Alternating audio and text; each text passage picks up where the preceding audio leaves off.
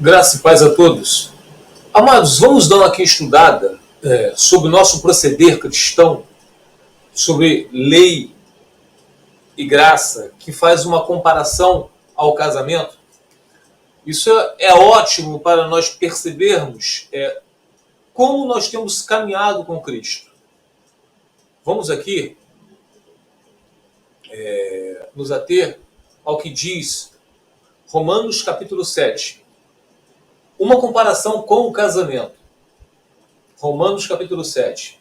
Meus irmãos, falo a vocês como a pessoas que conhecem a lei. Vocês são cristãos? Vocês conhecem a lei? Acaso vocês não sabem que a lei tem autoridade sobre alguém apenas enquanto ele vive? Por exemplo, pela lei, a mulher casada está ligada a seu marido enquanto ele estiver vivo. Mas se o seu marido morrer, ela estará livre da lei do casamento. Então aqui, até uma criancinha entende. Enquanto o seu marido estiver vivo, ela está ligada a ele. Não importa se ele foi um adúltero, não importa se ele se divorciou e casou com outra, construiu família, não importa que Deus leva em conta o tempo da ignorância, não importa se houve abandono, não importa se o seu marido te largou porque você engordou, ficou tetraplégica, está vivo, vocês estão ligados. Não tem mimimi, não tem desculpa alguma que esses teólogos aí introduzem na sã doutrina, criando doutrinas humanas. O antropocentrismo. Dão uma estudada na internet, vão ver o que é antropocentrismo. Onde que o evangelho, o ser humano, o evangelho tem que se adequar ao ser humano. E não teocentrismo, onde o ser humano que tem que se adequar ao evangelho. Tá? Continuando, versículo 3. Por isso, se ela se casar com outro homem enquanto seu marido ainda estiver vivo, será considerada adúltera. Então, o seu marido largou vocês. O seu cônjuge largou vocês. Serve para mulher, para homem. O cônjuge largou vocês. Casou com outra. Ele é um adúltero. Ela é uma adúltera. Mesmo vivendo direitinho, construindo uma outra família, mesmo ele sendo um pastor, feito teologia na faculdade, é um adúltero. Ela é uma adúltera, pois se divorciou e casou com outro. Por isso, se ela se casar com outro homem enquanto seu marido ainda estiver vivo, será considerada adúltera. Mas, se o seu marido morrer, ela estará livre daquela lei. E mesmo que venha se casar com outro homem, não será adúltera. Por quê? Porque ele morreu. Bateu as botas, como a gente diz aqui no Rio de Janeiro. Não existe mais. Aquela aliança que está formada no céu se rompeu porque um dos cônjuges morreu. Vocês estão entendendo, meus amados? Então tá. Só podemos nos casar de novo com a outra pessoa quando há o óbito. Aí nós podemos nos casar. Um solteiro se casa com um solteiro. Um solteiro pode se casar com um viúvo. Tá? E um viúvo pode se casar com outro viúvo. Caso contrário, é adultério. Vocês querendo ou não. Mas aqui nós não estamos falando de casamento. Aqui é lei e graça. É para vocês verem, meus amados, que desde o princípio o homem deixará pai e mãe e se unirá à sua esposa, e os dois se tornarão uma só carne. Portanto, o que Deus uniu, não separe o homem. Jesus veio, primeiro milagre, foi num casamento. Então, meus amados, Deus sempre comparou Israel e o teu povo, Cristo, igreja e o casamento. Não tem para onde fugir. Só os hipócritas, os fariseus, que vão crer em outra coisa. Versículo 4. Assim, meus irmãos, está falando para cristão, tá? Vocês também morreram para a lei. O que a lei faz? Está em vermelho aqui, ó. Acusa do pecado. Vocês morreram para a lei. Por quê? Porque a lei não está acusando vocês. A lei só vai estar viva em vocês se ela ficar te acusando assim, ó. E, vamos supor, eu sou divorciado, né? Aí eu vou conheci uma menina na igreja ou no bairro, uma menina bacana, mulher, de repente até uma cristã. Ah, eu vou me caso com ela. Ou então estou namorando essa menina, só que eu sou um divorciado. Aí a lei vem atuando na minha mente. Isso é adultério, isso é adultério, isso é adultério. Então eu estou praticando adultério. Eu estou no adultério. Às vezes eu não estou nem praticando, eu estou colocando o pé no adultério. A lei vem para me acusar. Tem que fazer morrer a lei. Não deixa ela permanecer em você porque ela está te acusando. Isso é adultério, isso é adultério, isso é adultério. Tem que fazer morrer. Senão vocês são adúlteros com o Senhor. Vocês não estão vivendo a graça. Por isso, quem é liberto em Cristo, quem tem o selo do Espírito Santo, os mandamentos do Senhor não são pesados. Porque a gente o pratica com leveza. Nós não temos essa acusação. Vocês estão entendendo? Porque nós temos o Espírito Santo, é Ele que nos faz perseverar, meus amados. E é o Espírito Santo que faz a gente buscar em primeiro lugar o reino de Deus. Não é mais o cônjuge que está ocupando o primeiro lugar na nossa vida. Não é mais o dinheiro que está ocupando o nosso lugar na nossa vida. Não é as práticas imorais, o homossexualismo que está ocupando mais as práticas na nossa vida. É sim Jesus Cristo. Então tudo começa a ficar em segundo plano. Tudo a gente passa a praticar os mandamentos com leveza, sem obrigação. Com leveza, é instantâneo, é automático. Versículo 4. Assim, meus irmãos, vocês também morreram para a lei, que acusa. Então, quem é cristão não tem a lei, não está fornicando, não fornicar. Não tem isso, porque vocês não estão fazendo nada disso. Vocês fizeram morrer a lei. Por meio do corpo de Cristo, por meio do corpo de Cristo, para pertencerem a outro, que é Cristo. Aquele que ressuscitou dos mortos, também ressuscitou vocês. Vocês nasceram de novo. Vocês entenderam que o cônjuge de vocês não está ali, em primeiro plano. Vocês entenderam que a práticas imorais desse mundo não está ali em primeiro plano. Que a homossexualidade não está ali em primeiro plano. Sim, Cristo. Então, quem tem o Espírito de Deus, quem tem o Espírito Santo, quem tem Cristo, fez morrer a lei, porque ela não estão te acusando mais. Vocês estão vivendo para Cristo. Pois aquele que ressuscitou dos mortos, vocês foram ressuscitados. Vocês agora nasceram de novo. A fim de que venhamos a dar frutos para quem? Para Deus. Para o Espírito, e não para a carne. Versículo 5. Pois quando éramos controlados pela carne, as paixões pecaminosas despertadas pela lei atuavam em nossos corpos de forma que dávamos frutos para a morte. Como isso? Pela prática do pecado. Versículo 6. Mas agora, morrendo para aquilo que antes nos prendia, das práticas pecaminosas que nos prendia, seja a pornografia, seja a adoração a santos, adoração a pastores, adoração ao cônjuge, adoração à comida, que é a glutonaria. E tudo isso é idolatria. São práticas pecaminosas. Pois quando éramos controlados pela carne, as paixões pecaminosas despertadas pela lei atuavam em nossos corpos, de forma que dávamos frutos para a morte, que é a prática do pecado. Versículo 6. Mas agora, morrendo para aquilo que antes nos prendia, das práticas pecaminosas que nos prendia, fomos libertados da lei. O que é a lei? Acusação. Porque nós não estamos praticando mais o pecado. Então, somos pecadores, sim. Mas nós não praticamos mais o pecado. A lei não está aqui acusando a gente, você está praticando adultério. Você está praticando a homossexualidade. Não existe mais isso na gente. Para que sirvamos conforme o modo do Espírito. E não segundo a velha forma da lei escrita. Versículo 7. Que diremos então? A lei é pecado? De maneira nenhuma. De fato, eu não saberia o que é pecado a não ser por meio da lei. Pois, na realidade, eu não saberia o que é cobiça se a lei não dissesse, não cobiçarás. Estão entendendo, meus amados? Está bem fácil de entender isso, não está? Versículo 8. Mas o pecado, aproveitando a oportunidade dada pelo mandamento, pela lei, produziu em mim todo tipo de desejo cobiçoso.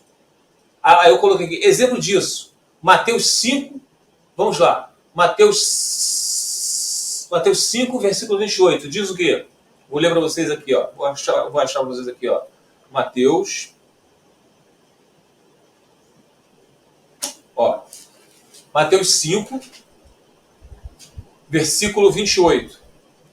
Nós encontramos o seguinte: mas eu lhes digo, qualquer que olhar para uma mulher e cobiçá-la, já cometeu adultério no seu coração. Então, o que é cobiça? É um desejo, vocês podem olhar depois aí no Google, é um desejo que não tem como você refrear. Você deseja aquilo que não pertence a você. A casa do próximo, a mulher do próximo. Você sendo casado, mesmo divorciado, você está querendo conquistar uma outra pessoa. Só em você olhar para uma mulher e desejá-la, olhar para um homem e desejá-lo, cobiçá-lo, você já adulterou no coração. Tá? Então tá, continuando aqui. Pois sem a lei, versículo 8 ainda, pois sem a lei o pecado está morto. Sem a prática do pecado não há acusação. Sem a lei atuando nos nossos membros, o pecado está morto. Não tem como acusar, estou adulterando, estou fornicando. Vocês estão entendendo, meus amados? Versículo 9. Antes, eu vivia sem a lei, mas quando o mandamento veio, o pecado reviveu e eu morri. Antes eu vivia sem a lei, mas quando o mandamento veio, o pecado reviveu e eu morri. Isso diz que a lei acusa. Nós vemos aqui no mesmo livro de Romanos, Romanos 2, versículo 12. Todo aquele que pecar sem a lei também perecerá. E todo aquele que pecar sob a lei, pela lei será julgado. Romanos capítulo 2, versículo 12. Então, antes eu vivia sem a lei, versículo 9 aí do Romanos. Eu vivia sem a lei. Vou obedecer do mesmo jeito, mesmo não sabendo que é pecado. Mas quando o mandamento veio, o pecado reviveu e eu morri. Então, agora a gente sabe dos mandamentos, pereceremos também e seremos julgados, porque a gente sabia. Então, a lei vem só para nos acusar, o que é adultério, o que é fornicação. Versículo 10. Descobri que o próprio mandamento, destinado a produzir vida, na verdade produziu morte, reconhecendo que sou praticante do pecado e que estou a caminho da perdição. Para isso serve o mandamento.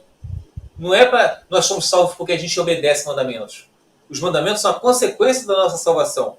E eles servem para quê? Para nos advertir, reconhecendo que sou praticante do pecado.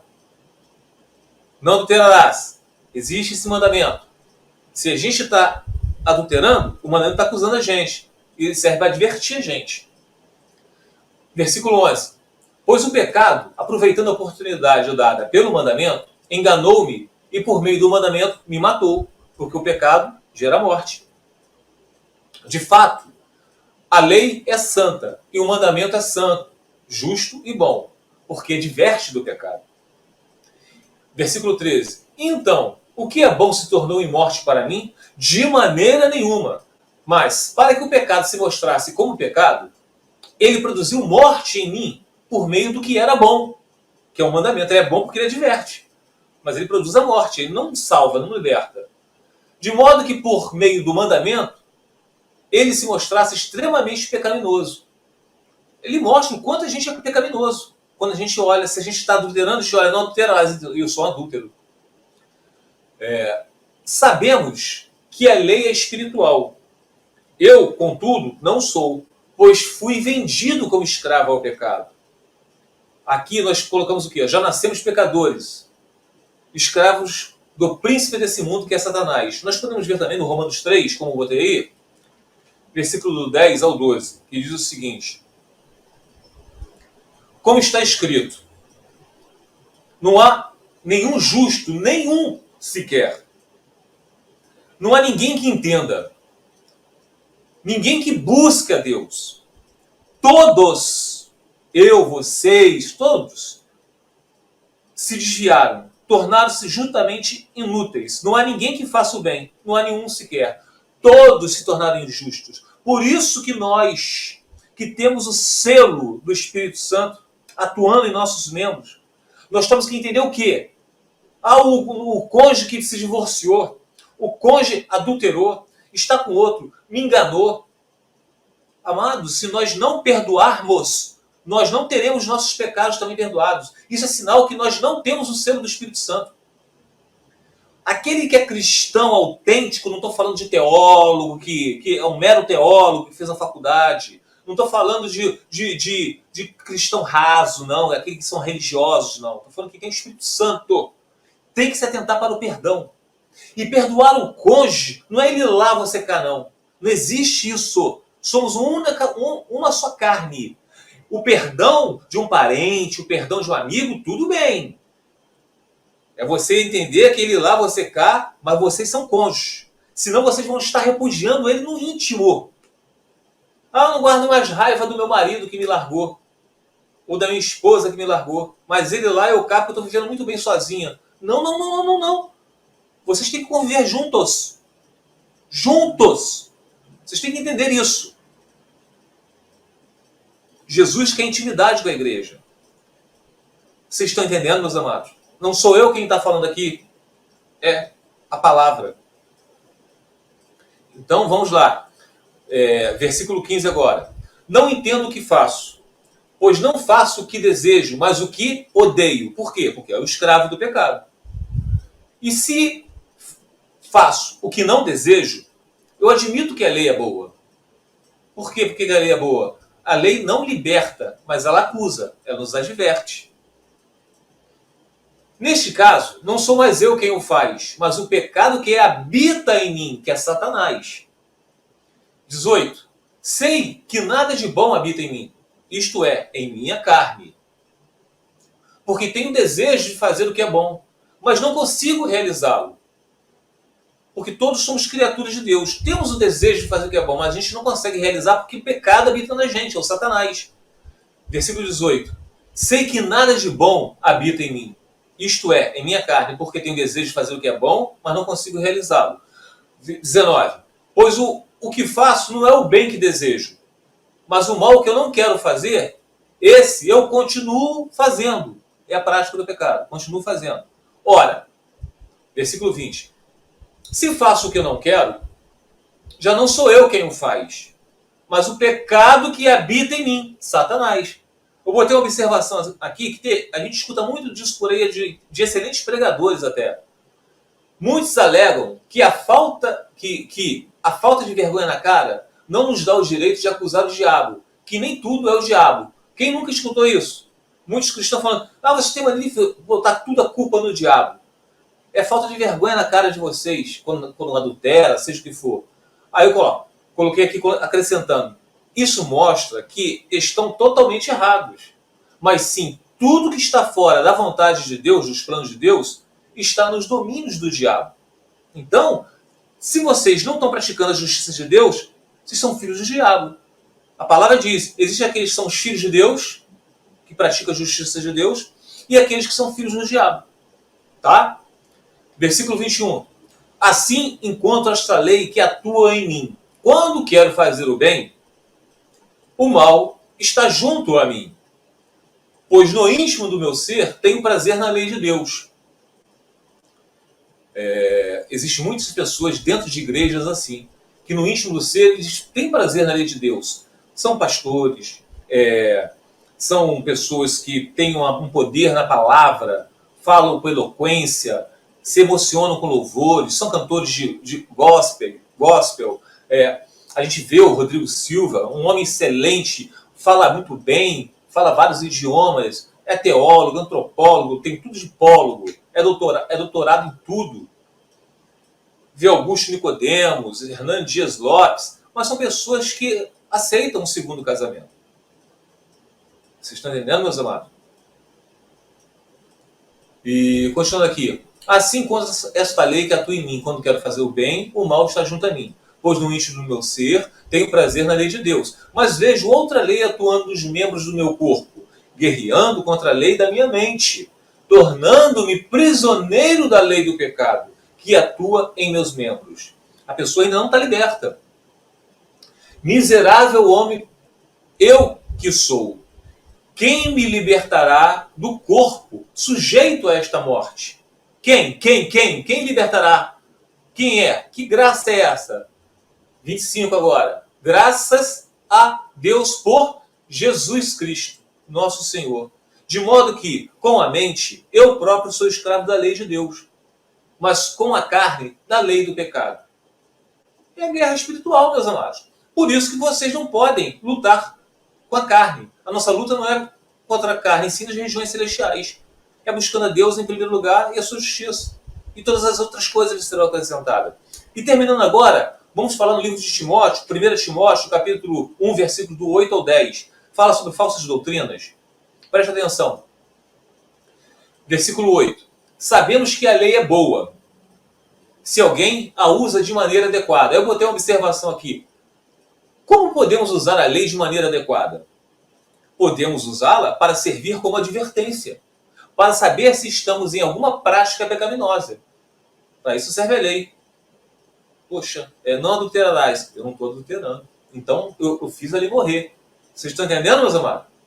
Versículo 9. Também sabemos que a lei ela não é perfeita, não é feita para os justos. Se lembra lá? Romanos capítulo 7? Sobre o nosso assunto de hoje, lei e graça. Uma comparação com o casamento? Também sabemos que a lei não é feita para os justos. Caso contrário, seria adultério. Tem que fazer a lei morrer. Então, repetindo, se tem a lei te acusando que você está adulterando, vocês não fizeram a lei morrer. Vocês estão em adultério contra Deus, porque a graça não está manifesta em vocês. E sim a lei atuando nos seus membros. Vocês ainda estão na prática do pecado. Casamento. Para o segundo casamento ser válido, o primeiro cônjuge, independente do que houve no casamento de vocês, agressão, violência física, verbal, abandono, adultério, te largou porque você ficou tetraplégica, feia, ou você largou ele porque ficou barrigudo, careca, seja o que for, meus amados. Tá? Continua vivo o primeiro cônjuge? Se você estiver com outro, vocês estão adulterando. A lei está acusando vocês, vocês não estão vivendo na graça, vocês estão na lei, vocês estão adulterando. Os adúlteros não herdarão o reino de Deus. Tá? Então, 9. Também sabemos que a lei, não é feita para os justos. Caso contrário, seria adultério. Tem que fazer morrer a lei. Mas para os transgressores, a lei é feita para quem? Para os transgressores e insubordinados, os que não obedecem. Para os ímpios, o que é ímpio? Pecador todos nós somos. Mas iníquo, ímpio, é aquele que pratica o pecado. Então a lei foi feita para os ímpios e pecadores, para os profanos e irreverentes, para os que matam pai e mãe, para os homicidas, para os que praticam a imoralidade sexual. E os homossexuais, para os sequestradores, para os mentirosos e os que juram falsamente. E para todo aquele que se opõe à sã doutrina. Para esses, a lei foi feita. E aí? Aí eu te pergunto, a lei foi feita para vocês? Fiquem os irmãos na paz do Senhor Jesus.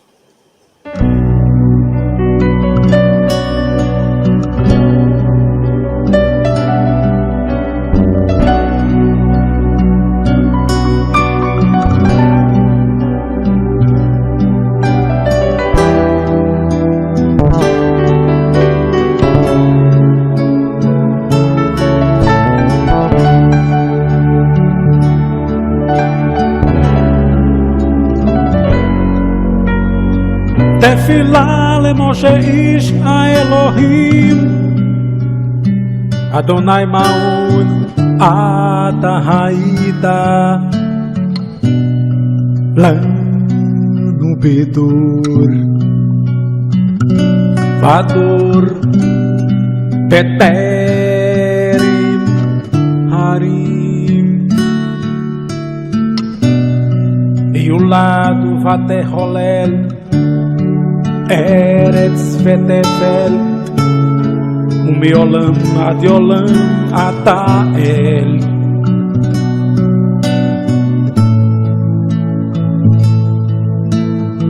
תשב אנוש עתידקה ותאמר שוב והנה אדם כי 1000 שנים בעיניך כיום אתמול כי עבור והשימורה בלילה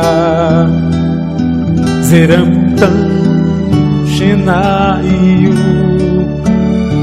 בבוקר כהציר יהלוף בבוקר יציץ והלף לער וימולל ויבש כי חלינו ואפיך ובמעליך נבהלו שאתה עוונותינו לנגדך עלומנו למאור פניך כי כל ימינו בנו בפרטיך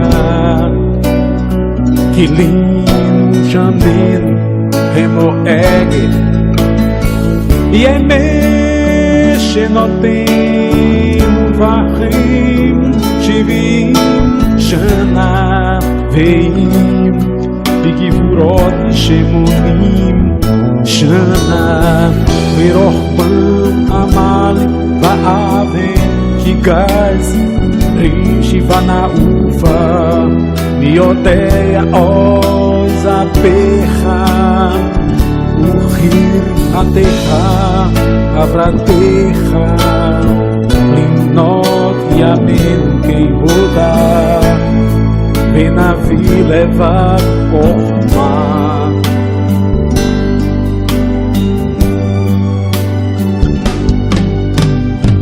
שובה אדוני עד מתי והנהם על עבדיך